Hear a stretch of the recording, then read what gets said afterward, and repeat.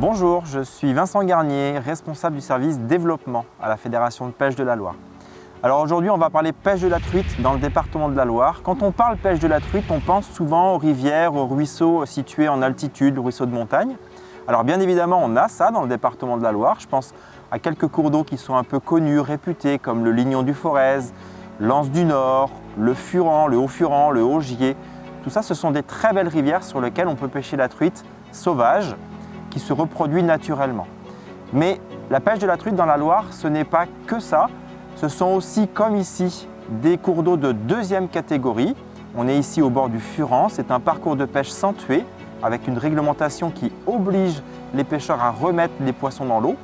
Et on a une gestion particulière sur ces parcours, puisque ce sont des parcours sur lesquels il y a régulièrement des déversements de très belles truites arc-en-ciel. La pêche de la truite, ce sont aussi des réservoirs de pêche à la mouche. Alors on en a deux, Husson-en-Forêt et Noir-Étable, des sites dédiés à la pêche à la mouche. On a en fait des parcours de pêche qui sont très diversifiés dans le département de la Loire. Ce sont vraiment des parcours qu'il faut venir voir.